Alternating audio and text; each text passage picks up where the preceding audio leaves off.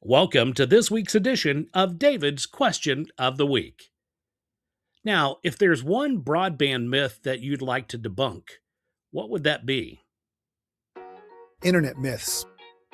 So when I get asked questions after people find out what I do, sometimes they'll ask me things. And one of the things they'll ask me is, what's the fastest broadband speed I should have so that I can guarantee a good connection? And the reason people ask is a great reason.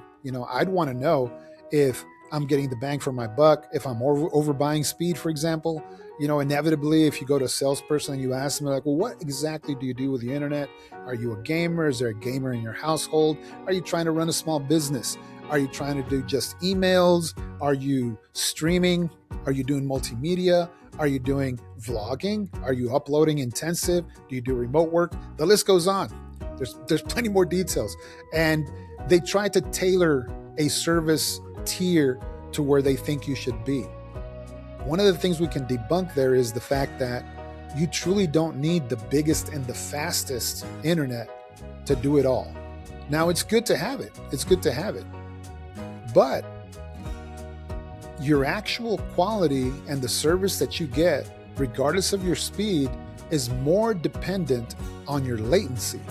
A lot of people don't really understand latency because it's not a buzzword that gets, tossed around. Latency is literally how long it takes for the person you're talking to on the internet to respond. What does that mean, David? Well, when I'm trying to watch a Netflix movie, for example, the amount of time it takes for Netflix to answer my request. Hey, I'd like to watch this brand new movie, serve it up. I hit play. The amount of time it takes for Netflix to respond, send me that first frame, that's latency. Now, it's not just one request. It's millions of requests that are happening at once that blur together to create that movie for me. So see, even though when people talk about latency and they say, well, the latency is so low though, I mean, it's less than 20 milliseconds is what we're talking about. Yeah, but you're multiplying that by all the amount of requests that you're making to just create one frame of a picture of a movie. And you can quickly see how that starts to add up. It doesn't add up as in it just starts accreting and turns into this giant snowball. No, but it adds up and creates, if you will, a little bit of a filter process, and you don't cleanly get your request immediately back. The other example I'd use is in your home air conditioning. When we put up a filter in the intake for your air conditioning, but when you have to, change out every 3 months, and unless you forget like me every once in a while, it's kind of a small mess.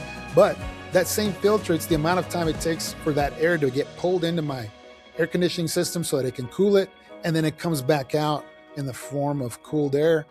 That little filter is still kind of like it acts as an obstacle for the amount of time it's going to take for that air to get in there and get cooled off and come back. With the internet, it's the same thing. Your latency is literally that little filter there that's in the way. The amount of time it takes for me to ask for a movie and for it to come all the way back and then start showing me the movie.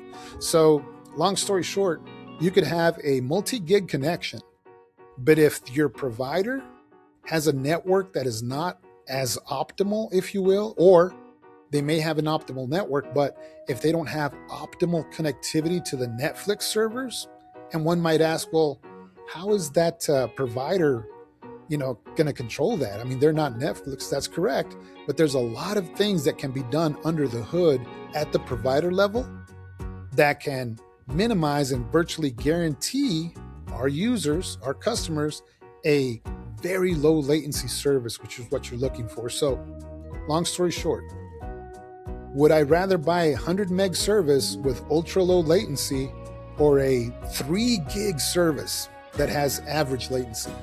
Which one would I expect better service from? The answer is, not shockingly, but speaking with a bit of science here, right? The answer is the 100 meg service if that latency is truly that low for the services that I'm seeking to partake from, right? And I've tested this myself, not with a little bit of embarrassment at my 55 years of age, but yes, I like to game randomly. And depending on what game I'm trying to play, latency is very important. My bullet in Call of Duty needs to get there quicker than my enemy's bullet to me, right? That's a whole gamer thought, kind of deal. But that latency is important. And that 100 meg connection, with very low latency is going to provide a much higher caliber and quality of experience to the user than that 3 gig or 10 gig connection would with a average or even high latency. So that's one myth debunked. Another quick question that folks might ask is a lot of people mistake Wi-Fi and internet for being the same thing. So you have internet at your house? Oh yeah, I've got Wi-Fi, I've got internet. Or they'll have problems with their service and they'll blame their provider when it's really the fact that they're on Wi-Fi that there's issues. And this is common. It's a common misconception. It's one that as a member owner, where we sell into the community, deep roots in the community, remember, we hear this from our customers often, and sometimes to our chagrin, we hear it after they leave. Well, we left because the service was not as we bought it the first time, in the first couple of months. We felt like it degraded. And their response might be, we went to competitor A or B or C because our service wasn't what it was. Chances are, the majority of the time, the customer did move, but they were grading our service off of what they were getting on their Wi-Fi. A lot of us use our devices now. It's just easier. I don't run home just to get on my desktop that's connected via hardwire to my router to do my work or to spend my leisure time. Our kids don't go home and complain because their desktops aren't fast enough. They go home, they're watching their stuff. They complain when their devices can't connect. And so their Wi-Fi or their internet, and I'm using air quotes here, their internet is horrible, right? And so folks conflate the two. Wi-Fi is literally another service layered on top of the actual service that the provider is giving customers. As a fiber provider ourselves, as a member owner, our fiber connection to those homes are grade A. There's not much that can go wrong with a hardwire fiber connection to a home. There's a piece of equipment there, the ONT, that's at the home where fiber gets connected to, and then there's either a router that the company owns or a customer provides their own router, and then services provided to the household from there. Whether other devices are attached to the router with an Ethernet cable, that we all know what that is now, or, and this is the majority of the cases, whether that service is being served over Wi-Fi, it's two different types of services over internet, you see.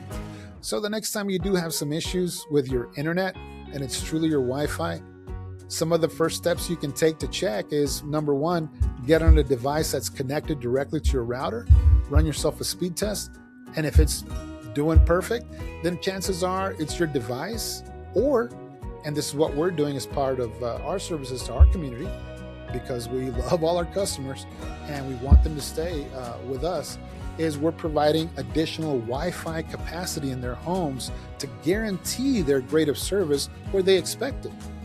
At the end of the day, we don't expect everybody to take the time to figure out, well, Wi-Fi and internet are the same thing. Why are you splitting hairs, Mr. Jimenez? Well, we try not to. In our case, we took that as a challenge and say, okay, they depend on Wi-Fi more so than just the service that we provide. So we meet them where their needs are. And in our cases, we're starting to add more Wi-Fi capacity at their houses, almost like treating them like small businesses, at their houses. Maybe you need another access device, one in your living room, maybe you need one in the garage. A lot of times customers have devices now that aren't just your normal handset or iPad or X, Y, or Z. You've got outside grills, you've got cameras facing out to the alley. All those things come back in over Wi-Fi, and if those aren't as optimal, again, it's probably not the internet service, the fiber that's coming in. It's probably going to be that Wi-Fi service. So if you've ever got questions about that, hopefully this helps. Regardless, if your provider, like Lico, is willing to go out there and add more Wi-Fi for you so that it makes it easier to access, that'll probably fix a lot of those issues. But hope that helps. Connection fuels opportunity. And at NM Fiber Network, we're building the backbone that makes that possible. Thanks for joining us for David's Question of the Week. Until next time, stay connected, stay curious, and for more information, go now to nmfibernetwork.com.